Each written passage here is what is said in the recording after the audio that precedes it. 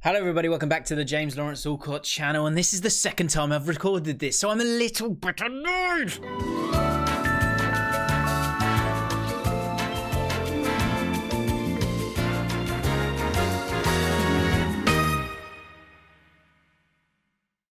Really excited about this one. Now I am really excited about this one because we're going to go through every single Premier League team and highlight a player that they could still sign, with the help of those guys at Scouted Football. One of my mates sent me a load of these. I want to give some of them to you. If you want one of these, look at these, beautiful. I've actually got some players in this list from this book.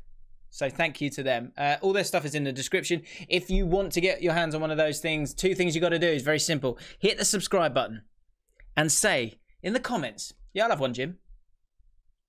And essentially, you know, subscribe anyway. Don't be a knob. So 20 clubs, we're going to go through them one by one. I'm going to put forward one player who you could still buy. Kicking off with Arsenal. Now, Arsenal are moving forward as a club. I think it's a really exciting project. I really like Arteta, and I think you can trust him because I think he's going to develop players, even if they're not at that world-class level, which most of these players that they're going to go try and get their hands on, they might not be at that standard just yet. So the player that I'm going to go for, Houssem Aouar. The reason I'm going for him is not because of the tactical situation at the moment. It's the tactical situation at Arsenal that they're going to want to kind of put forward in the years to come. Ozil has been pretty much frozen out, and he plays in an area where you still need someone for Arsenal. And for Arsenal as well, they can't be playing three at the back forever. So Aouar is a great option. Really good option. And look, they were fourth lowest, Arsenal, in terms of defensive pressures last season. So someone like Partey, who a lot of people were talking about, I get it. But I think with El Nene, who's brought back in and thinks, look, he can be an option for us. Xhaka as well. They've got defensive midfielders who can help. I think that's maybe a lower priority than a midfielder who can carry the ball the way that Aouar can do. Hopefully I'm saying his name right. I've tried every single way, so sooner or later I'll probably getting it right. They can probably just about afford him. He was brilliant for Lyon last year. If you look at the goals creating actions table from last season, he's right up there. I think he's about like 9th or 10th with 10 goals actually coming from his actions, really. Shots created actions as well. He's right up there as well after you look at those PSG players. And in terms of his style, this will be weird for people to kind of grasp, but stay with me. He's the player that you wished Jack Wilshere had become. The way that he kind of runs and dribbles with the ball. He is a midfielder, but he's an attacking midfielder. He commits players. He's got great awareness. He can beat the press. And for Arsenal, who you saw in that Liverpool game, they had two defensive midfielders. They didn't have the player who could run past players and unlock defences. In terms of Arsenal moving forward, they need that kind of player. Ozil doesn't seem to be the right fit for them. So need to find someone who can do that. This guy can do that. Next up, Aston Villa. Now, Aston Villa, I think, have had probably one of the better transfer windows. And the player that I'm going to go for comes from the Scouted Football Handbook. But more importantly, he's an Allcott Ultra. His name is Adam Lozek. He is in this bad boy. He's looking lovely. But more importantly, he's a Football Manager wonder kid. He's actually, if you actually look into his stats, 18 years of age, says striker here. And for Aston Villa, the way they're moving forward, they're starting to become a Dean Smith side.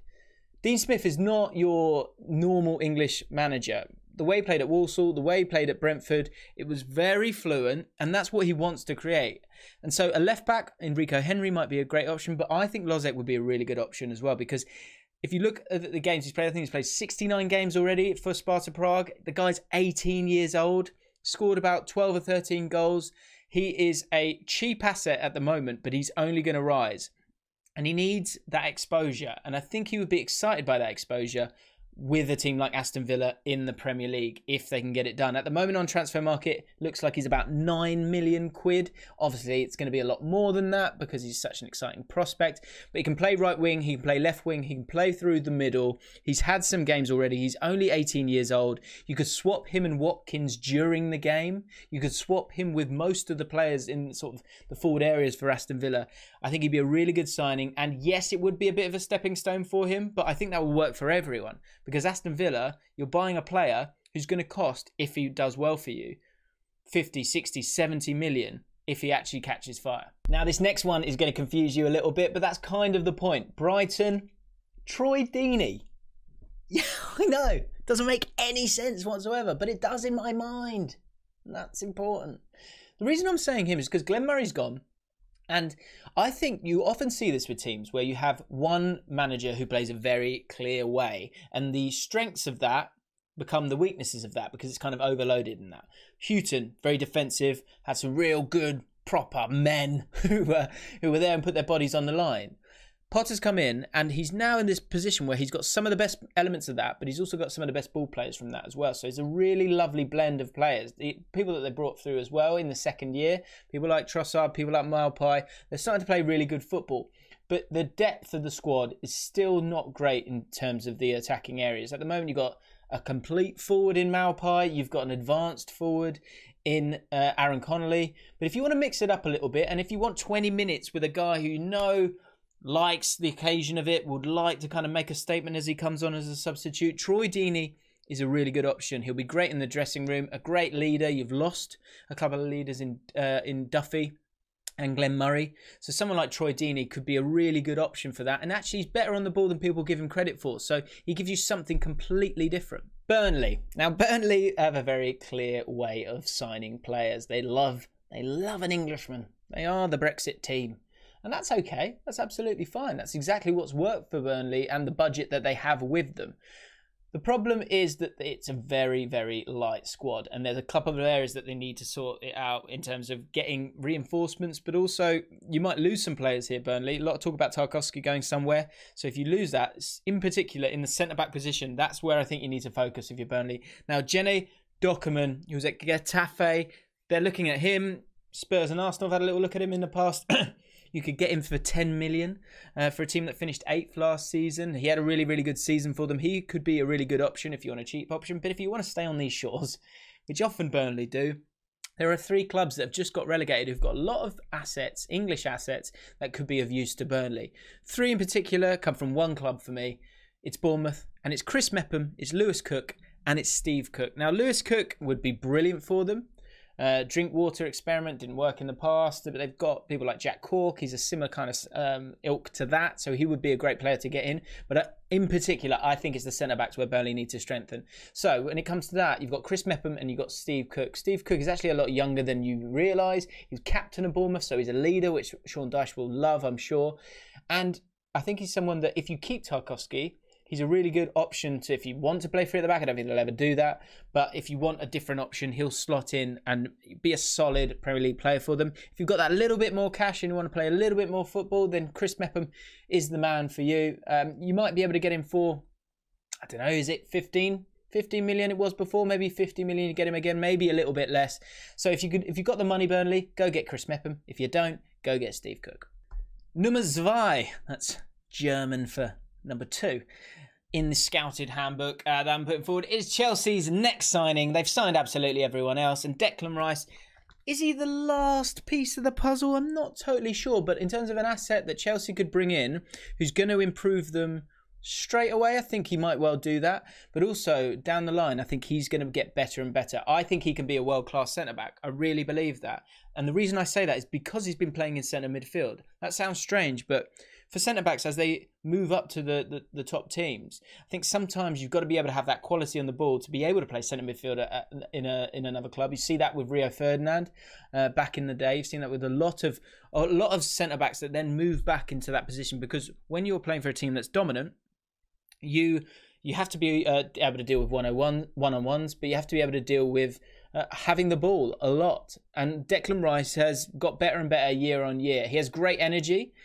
And so I understand his use as a defensive midfielder. And I don't think that's the worst idea. But if you've got that other option, because I think he's good enough to step into a Chelsea team now. And I believe he's started to prove that. But the big reason why I think you buy Declan Rice is he could be a John Terry for Chelsea.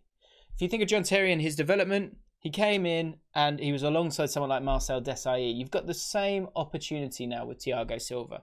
Bring in Declan Rice. Look to embed him into this team. If you need him as a defensive midfielder, he's there for you. Maybe in Champions League games if you feel like you need that. If you're not going to be up against the same kind of pace as you are and ferocity maybe in the Premier League. But Declan Rice could be a really good option as a centre-back that's only going to get better in an area at Chelsea where they're still not totally there.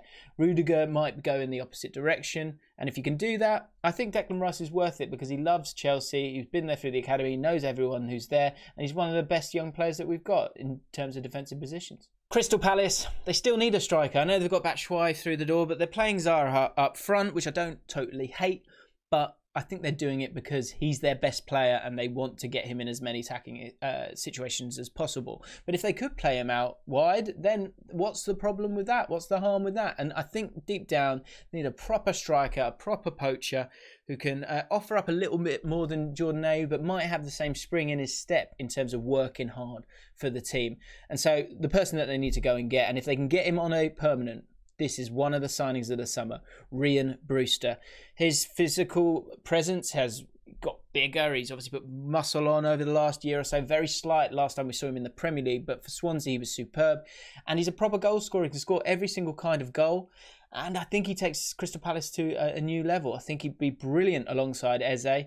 And it would allow Zaha to go back out to the left. I think it could be one of the signs if you can get it done on a permanent. I think Liverpool might want that as well, and I think that could still happen as the days pass. On to Newcastle. Now Newcastle, they also need a striker. They might be in the mood for Brewster, and if Brewster just wants to go on loan somewhere, that might be a better shot for them, because I don't think Newcastle got the money to get him on a permanent. Obviously they have those links with Newcastle and Liverpool, but they have signed Callum Wilson already. I think they need a right back. I think it's going to be a really boring season for Newcastle. I think they'll be safe, they'll be fine. But in Jamal Lewis, I think they've made a good option in terms of getting a young player that can offer something going forward, but is going to get better as the years progress. But on the right-hand side, they haven't got that at the moment. The centre-back positions are pretty sturdy and steady.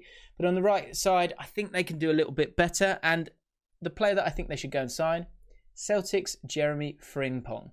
I think you can get him on a cut price because when it's the SPL, there's a general understanding of, how good is he? But I think he's really, really good. The few times that I've seen him play, I think he's been really impressive for Celtic. Really good in Europe recently for them as well.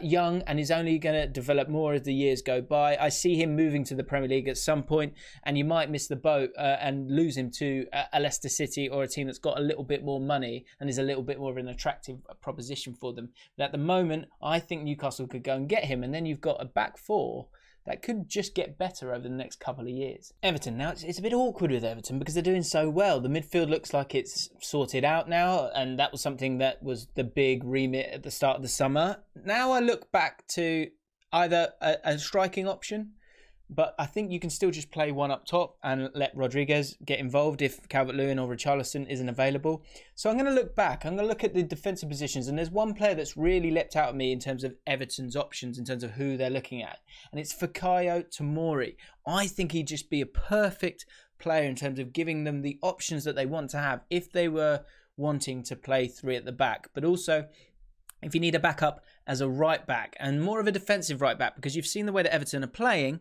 at the moment, they're not playing in a way that you've got the option for Seamus Coleman to make those runs. But if you wanted to have a more defensive right back, then it wouldn't be a problem. And for Fikayo Tomori, last season, breakout season, of course, for Chelsea, sometimes played in a 3, sometimes played in a 4. He was comfortable doing both. He really is that kind of hybrid centre-back / right back. And in terms of points per minute, if you have a look at some of the other players here in this list, it doesn't look like he's that high. But a lot of these players, apart from Ross Barkley and Marcos Alonso, in terms of playing 20 games or more, he's actually got the highest points per match for Chelsea. So he's a really good influence on that team in terms of the defensive side of it. And also in terms of goals allowed. He was also quite high up for them as well in terms of the defensive players that Chelsea had last season. So I think Fikayo Tomori would be a great option. Can they get him on a permanent? Can't see it happening, but I'd take the loan because I think he's a really, really good option. And if you want to play Holgate and Tomori and then Mina in the middle or Keane in the middle, it might give you some different options going through the season. Speaking of a team with a great start, there's a team with an absolute stinker of a start. The name is Fulham Football Club. There's lots of fires that need to be put out here. The right back situation, Dennis Adoy continues to play football. I don't understand it really, but they've got other fullbacks that will come in and play at some point. Centre back, I don't think Hector's good enough either. But when I'm looking at this, I think they're going to need to score more goals and they can't be so reliant on Mitrovic. Thomas Kearney is a good player, but I think he sits deep a little bit too much and picks up the ball in the wrong areas. And I think they actually need a bit of a shadow striker to help themselves out, to stay in games and to score goals, because at the moment they're conceding so many goals. So I kind of understand, almost like previous seasons where they've been so offensive, because defensively they've been so poor. If they can improve defensively, like I said, a little shadow striker, someone who's going to work hard for the team, could be really, really helpful. There are two options here. Harvey Elliott would be a really good option. You could get him on loan from Liverpool. It's a packed midfield there. You want him to have games. You want him to have games in the Premier League. He's got a link with Fulham.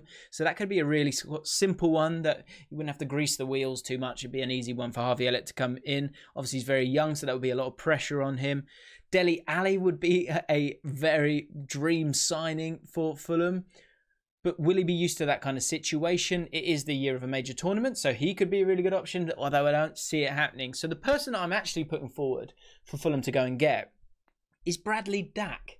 The reason I'm saying Bradley Dack of Blackburn is he's been one of the most exciting players in the Championship for a good few seasons. And he kind of has that free role a little bit as an attacking player, as a forward player.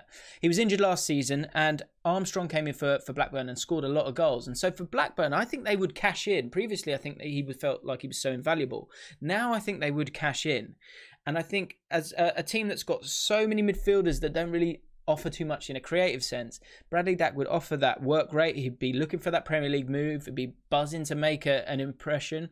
He would do a lot of hard work, and he would be in the right area of the pitch, in that zone 14, you know, behind Mitrovic, or buzzing around Mitrovic, but getting on the ball in those areas and trying to do some damage. Is he good enough for the Premier League? I think there's only one way we'd find out. But in terms of being able to buy an asset that you could then take down to the Championship if it doesn't work out, I think Bradley Dack is a really good option. Leeds United, they've done much better, haven't they, as a promoted side? They probably need left back, maybe. You could look at someone like Rico Henry, but the player that I'm going to put forward is actually another Brentford player. It's Ben Rama. I think they could do with another number 10. Hernandez will not live on forever, as amazing as he has been for Leeds United. He's injured at the moment. He's going to come back and he's going to play, and maybe you don't need this. Maybe you don't. But they looked at Cuisance, who would be an amazing signing as well. But I think Ben Rama as a number 10, that would get them really excited, who has the football intelligence that he will have learnt at Brentford with the way that they play. They play at a high tempo. It's very technical. The movement is really important. But he's very competent on the ball. He's ready for the Premier League. Yes, he will cost a decent amount, but he's a number 10 that would really excite Leeds United and offer something completely different, aside from Hernandez, and maybe he's just got that little bit more energy than Hernandez. But what? It's up to Bielsa. He could maybe find a way to get both of those players in the team. That would be frightening. Leicester City. Now, Leicester City, a couple of weeks ago, I would have said a left back. You've got 50 million from Chilwell, go out and buy someone really impressive. But Castagne can do that. And more importantly, James Justin can play as a right fullback or a left fullback. So I think you might be okay there. Where I would really love to see Leicester strengthen is at the centre-back position. Johnny Evans isn't going to last forever. I think Leicester City are a team that could work really well with three at the back, because you're only going to play one up top at times. You want to allow Maddison maybe to get a little bit further forward sometimes, and also allow those fullbacks to be as attacking as possible. That's why Pereira is one of the most sought-after fullbacks in the Premier League at the moment, when he's fit, of course. So left-back might have been an option, but I think centre-back. And I think if Leicester City are serious, I think they need to go and get Tarkowski, because this guy is great with his feet on the ball.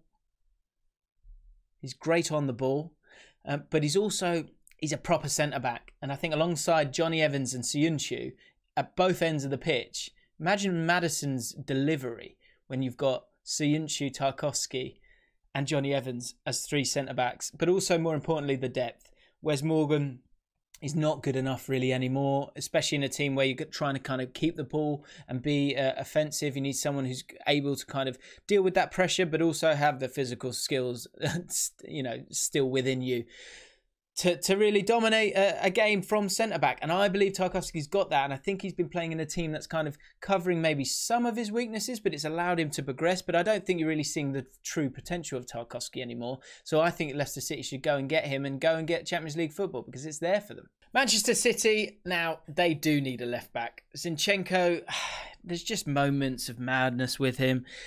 Mendy, it's just not worked long term. He keeps getting injured. He keeps making silly mistakes. On the other side, look, they've spent so much money on fullbacks. It's ridiculous. But Kyle Walker, look, he has a ricket in it every now and again. But I think overall, he's been very consistent for Man City and is still a superb fullback. So it's actually at left back that I think that they need to get it sorted out. Ruben Dias has come through the door now, so that's done. As a centre-back, you're not going to spend any more money there. And they've got enough centre-backs. So it's at left back. And at left back, I think David Alaba, who they've been linked with, is the best option in terms of world-class players that they can get through the door. 28 years of age. He's obviously played with Pep before. He'll understand his way of working. He's just achieved everything he's probably wanted to ever achieve at Bayern Munich. And he's going into the last year of his contract and he wants £400,000 a week. There's very few teams that are willing to do that. Man City might be the only team that are willing to do that. And so if he drops his wages, maybe a touch, and Bayern Munich can get some cash for him, I think Man City would spend the money. And I think Bayern Munich would take the, allow the player to leave, because at the moment it looks like he's not going to sign. So that would work for everyone. David Alaba is the man for Man City. Will they have the money in the back? Will it work with financial fair play? We'll see. Liverpool, so strong. Not many players that they need to bring through. And it's about squad depth for them, which that's the area that they have brought more depth, but also quality. In Jota, Thiago is a world-class midfielder. But if I look to the front page of this bad boy, there is one player, or one area that I don't think there is much competition at the moment. And it's because Alisson is world-class. It's the goalkeeper. But Unai Simon, 23 years of age, took over from Kepa at Atletico Bilbao when he got the move to Chelsea, and he's been absolutely brilliant in La Liga. At 23, he kind of might take that move. I think there's probably more money to be made from Bilbao, so I don't think it'll happen. And will he want to go somewhere where he's never going to really play, because Alisson wants to play most games? But if you want a bit of competition, that might be nice. The obvious one is Ismaila Sarr, and that's the person that I will put forward for Liverpool if they are going to sign anyone. I think you can still have more depth up top. It would allow Salah maybe to play as a central striker at times, and Sarr can play on that right-hand side. Obviously, there's that connection with his countryman, Mane. You've seen that lovely clip of those two, him saying, take care of him, make sure you take care of him. So in terms of Liverpool, they're looking for assets that they can kind of grow, develop, and see as the next guy to maybe replace the Salah or whoever those players as they evolve, or if not, sell them on for a nice tidy profit. And Ismaila Sarr playing for Watford, who need to sell, I think it's a good option for Liverpool, but really they don't really even need to strengthen. Sheffield United. Now Sheffield United need a striker for me. McGoldrick, Sharp, McBurney. In terms of endeavour and work rate and working within a system, yeah, they're really good options as strikers, but really they're championship strikers. And I think you saw that with the lack of goals that McGoldrick scored last season. McBurney, I think, was actually quite impressive. Billy Sharp is getting to the later years of his career and is more of a battering ram for them. So they need a striker who's just a poacher for me. If they can't get Ryan Brewster, and I've already said he's going to Crystal Palace, there is one player that I think would be a great shout for them. And it's Sassuolo. Let's go with that. Sassuolo's Francesco Caputo. If you look at the goals that he scored last season, 21 of them, a lot of them were poachers' goals. And I think that's what Sheffield United need. Often they've played with two strikers, and McGoldrick, I like his hold-up play and I think he can be of use, but he just doesn't score the goals for them. So someone who is an out-and-out striker who's going to concentrate on exactly that. They're going to concentrate on scoring goals. Someone like Caputo at 31, to score that many goals, look at the names above him. Not many players that you're going to get for cheap. And Caputo at the age of 31, you might be able to get him through the door as a poacher. They need a poacher. They need to score more goals and they need to take the chances. I think you've seen that at the start of the season. They've had chances. They've not taken them. Southampton are a team that a lot of people are pinning their hopes on in terms of expecting them to have a really good season. A few wobbles up and down so far. They're trying to figure out exactly how they can really thrive under Hasenhüttl, because he's got a very clear way of playing, and I think that will continue to develop as the weeks go by, and I think they'll get better and better. But they lost Højbjerg, and Højbjerg, you'll see at Spurs, will just sit there and dig a hole. I don't think he'll offer anything offensively. But at Southampton, he had a little bit more room to kind of showcase who he is as a midfielder. And so that's what they're looking to replace. So I was speaking about Lewis Cook earlier. He might be an option for Southampton. For me, feels a bit similar to Ward-Prowse. And I think Bournemouth were quite a reactive team. I remember Chris and Hennish saying that to me, and I thought, yeah, that's a really good point. Whereas Southampton are looking to be proactive.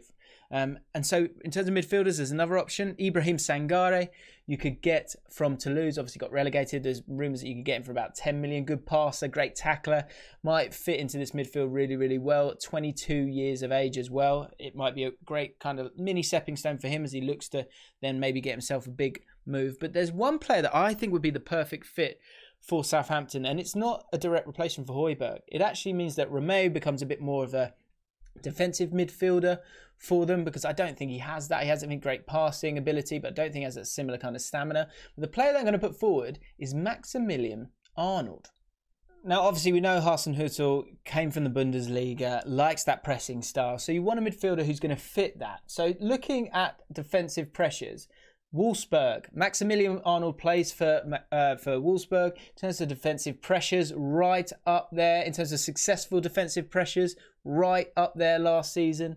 Higher than Leipzig, higher than Schalke. That's really, really impressive that they did that. And in the attacking third, again, looking to press really high, which suits the style of Hasenhüttl. But the big thing for me that's really exciting about Maximilian Arnold is what he offers in an attacking sense as well. Because if you can have both, then you've got something really, really exciting. So let's have a look at that from the Bundesliga last season. Goal and shot creation. In terms of creating chances, Maximilian Arnold right up there in terms of shot creating actions. Also, in terms of dead balls, second in the Bundesliga. So a dead ball specialist, you've got him, you've got Ward-Prowse. Maybe you don't need him for that. But in terms of being a bit of creativity, but being able to be attacking from the front, which is what I think Southampton want in their midfielders, I think Maximilian Arnold could be a real undercover option that not a lot of people are looking at. He's 25 years of age, knows how to press. I think he'd be perfect. For Tottenham Hotspur, it's very clear what Jose wants. Look, he's had a couple of really exciting signings. Bale, Reguilon, really, really great assets to the Spurs side, who I think will do well. But there's a very gaping omission in terms of the squad that he's got here. And it's obviously the backup striker to fulfill the needs when Kane is inevitably injured, which he has been consistently over the last few years. Look, he's frightening. But the problem is, he's so frightening that no one else wants to come and play for Tottenham because they're never going to get a game.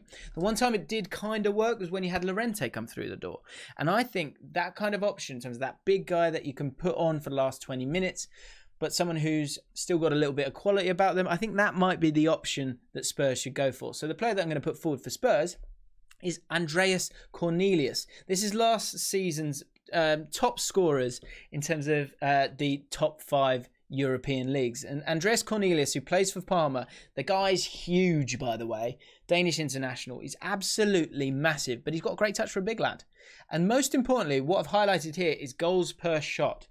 Because if you're going to be a player that's going to come in cold, or is going to have to come in for the last 10 minutes when you're trying to get yourself a goal, you need someone who's got the kind of mentality to score goals without many chances. And Andreas Cornelius, in terms of someone who is up for the challenge of moving to a big club. Obviously, he's at Parma at the moment, but he's 26 years old. He offers something completely different. 12 goals last season. Amazing hat-trick I saw that he scored in one game, and it wasn't the kind of hat-trick that you expect where it'd be header after header after header. There were some really good finishes in there. He's a good striker, but he's not an elite striker. And so that's why he's playing for Parma at the moment. So if you can get him on board, he'll be excited to be there. He'll be able to play in enough games to keep him happy. But at the same time, you understand that he's still an option as a substitute, but also it's Harry Kane's position when he comes back. On to West Brom, another team struggling, and it's conceding goals. Now, at the start of the season, I would say, where's the area that you need to strengthen? It's actually the strikers for me. I don't think you've got proper Premier League strikers who are going to score enough goals. Robson Kanu, Callum Robinson, is it Robinson? I think it is. Charlie Austin, sorry. So any of those guys, that's a problem area. So someone like Caputo, we were talking about earlier, would be a good option there. But I think you need a leader in there. Someone who's going to get a hold of that midfield and also allow a bit of a kind of foundation for the likes of Pereira and Dianganga to go and do their thing. Now, there are two options here, both from Merseyside. One you'll never get, but it would be amazing and it'd be perfect. Another one that you've got a really good chance of getting. So first one is the one that you're not going to get, but would be perfect. James Milner. would be absolutely perfect. A midfielder who's still got the energy, who is a leader, who raises the standards and will raise the concentration of this West Brom team, because I think that's where they're getting in trouble a lot of the time, but also still just wants to play football. Look, he's so integral to Liverpool, so he's never going to go anywhere because Klopp will ensure that he plays enough games. But if they were able to get someone like that, that would be amazing. Bit like Gareth Barry a few years ago. The kind of defensive midfielder that I think they will end up getting, and I think I could see this happening, is Fabian Delph. Fabian Delph is still actually only 30 years old, has had problems with injuries in the past, and that's sort of blighted him, certainly last season as well. There's a defence discipline problem there sometimes as well, but he is a leader. He's great on the ball. He was an England international for a reason. I was always a big fan of Fabian Delph, and he was at Man City for a reason. You know, look, I'm not saying he's a world beater, but that's why I'm saying he might go to West Brom and actually really enjoy the challenge of being the captain of that team and getting the organisation right for West Brom to allow those creative players to flourish. So that would be the player that I would put forward, Fabian Delph. West Ham United, they've not spent much money, have they? They haven't spent anything. But if they are going to spend, it might be because they've actually recouped some money. And so if Declan Rice does go, then they'll need to use that money and they'll need to use it wisely. And the area that I would suggest that they would need to use that the most is in the centre-back position. And in terms of centre-backs, look, if Tarkowski went to Leicester City and they were willing to sell a Johnny Evans, I think they might take that. If Declan Rice goes and Rudiger will come in the opposite direction, I'm pretty sure they would take that as well. But looking further afield, I was looking at sort of the passing stats around the top 5 leagues. And one player who actually West Ham have been linked with, Issa Mandi from Betis. I think he would be a really good option. 27 years of age, numerous caps for Algeria. He's a leader, and I think you could literally just drop him into the centre-back area of West Ham. And I think his passing stats here look sixth in La Liga. So for West Ham, the frustration for me when I watch them a lot of the time is it feels like Antonio is totally detached from the rest of the team, or Haller. And so they need to find a better way of getting the ball to them. Now, sometimes that is the defensive midfielder who comes and gets on the ball, but actually often it's about being kind of press-proof, and the centre-back starting off those by playing smart passes quickly to those midfielders to give them space to turn, to allow them to move up the pitch. And I think Issa Mandi, who you could get, how much is he going to cost? I don't know. I just think he might just be available at the right price. And he's 6 foot, really mobile, really good in the air. I think it'd be an upgrade from Balbuena. I think he'd be a great leader to work alongside Ogbonna and Issa Diop. I think he'd be a really good option for them, and especially West Ham, who maybe can't pay Premier League prices. Moving into La Liga and getting a player that way, that might be a smart option for him. And last but not least, we finish off with Manchester United. Yes, I did save them to the end because I thought you might stick around. Thank you for that. Whilst you're here, smash that like button for me.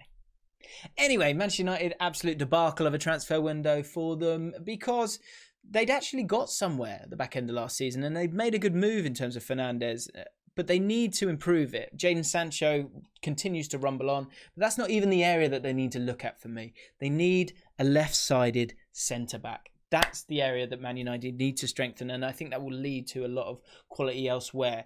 Look, Thiago was a player that they probably should have gone and got. He would have been perfect as that defensive midfielder, but they've got enough midfielders in there, and I kind of want to see how McTominay can develop, and I also want to see how Van der Beek is used, because you never know, they might try and kind of recycle him into not a defensive midfielder, but a midfielder who gets on the ball and starts to pop it about, and Pogba could do that as well, but it's a left-footed centre-back. That's where they need to strengthen in my opinion. I also think they might want to get themselves a left-back as well. So the player they're going to put forward for Man United that I think they could still go and get, because I don't think the attacking areas are as bad as they seem. I also think I don't think they need to be the priority right now. Jaden Sancho, I get it. Look, you've come this far, go and buy him. But that left-sided centre-back, or even he can play left-back sometimes, Dan Axel Zagadou. 21 years of age. Every single time I've seen him for Dortmund, he's class. And he's only going to get better. It sticks with that kind of cultural reboot that Man United put together, where they were kind of go, look, we want to buy players who become world class, not the other way around. But this guy, left PSG, went to Dortmund, played 21 games last season. Every time I saw him coming out with the ball, such confidence, really intelligent, great passer of the ball, can play left back as well, physically really imposing. Imagine Maguire and Zagadou going forward for corners. I think that's a real attacking option for them. And you've got someone like Fernandes who's great at set pieces, who's going to help with that as well. But more importantly, from a defensive point of view, getting that left-footed centre-back will help Maguire no end. Lindelof is okay, but he's as good as Smalling. And Smalling's supposedly not good enough for Manchester United. So Zagadou would be the player that I would go and get because he fits what they're trying to achieve there. But I think he's only going to get better. Really exciting talent. And that's the player I would go for if I was Man United. So there you have it. That is every single club in the Premier League, unless I've missed one. I don't think I have. But if I have, sorry. Yeah, I forgot a team. And then I just remembered I've had a shower. Actually, I had to nip out. And then I've come back and I've had a shower. And now I'm wearing a new top. And I haven't done my bar on it. But we missed out Wolves. So, I've got one for Wolves. You want it? Here it is. Wolves. Jota has gone. Okay, right. I feel a bit all at sea here. Jota has gone. I'm trying to remember who I had. And the person I'm going to put forward is someone really, really random. Semedo's come through the door. I was going to say someone like Kieran Trippier to deal with the right back position, but Semedo's come through the door, and that's pretty nice. But on the left-hand side with Jota going, I feel like that's an area where they can improve. Now, I'm going to say someone that's really random, and it won't happen. But I think he could be cheap and useful. His name, Danny Welbeck. I know, ridiculous. And actually, there are 3 options from Watford that Wolves could pick off. I don't think they would ever do that. I think their scouting is far too good for that. And Danny Welbeck's not Portuguese. But the other 2 options are Pereira at Watford or Delafeu at Watford. Could all play on that left-hand side if you wanted to. The reason I don't think Delafeu would work is I don't think he would do the work defensively in transition. And he's just a little bit of a luxury player, so I wouldn't put him in there. Danny Welbeck, he will do that hard work, but he still has quality if he can stay on the pitch. And I would love to see that. Pereira, it's a similar thing. I don't think he'll do the work. I don't think defensively he'll be able to offer what you want him to. And I don't think he's got the dynamism that Jota's got. And I think if they want that similar kind of thing, which they might want, as obviously it's an important player that's left, then I think Danny Welbeck could be a good option. The reason I say Danny Welbeck is because I think you forget how good he is. I think you forget how much he does for the team as a forward. And I think that's quite important for Wolves. And in terms of being able to play on that left-hand side, but almost still be a forward, you can have Traore still do what he does best. And it allows him to be a Jota replacement, but actually be a striker in his own right. I don't think it'll happen, but if you need a cheap option that will, if someone who's a good egg, who won't kick up a fuss if he's even on the bench, but gives you a nice option and a good backup for Jimenez, I don't think Danny Welbeck's the worst idea. So there you have it. Every single Premier League club, 1 player. Go and get them. I'm giving you the knowledge. Take it. Enjoy it. If you enjoyed this video, hit that like button. It helps me massively. Let me know which players I've forgotten or maybe you feel is a bigger priority for your team, because you know your team better than I do. So let me know in the comments below. Also, if you want to get your hands on one of these, all you got to do, subscribe and support the channel by subscribing, and just go in the comments and say, I'll have one, Jim. It's really as easy as that. I'll see you next time. Lots of love.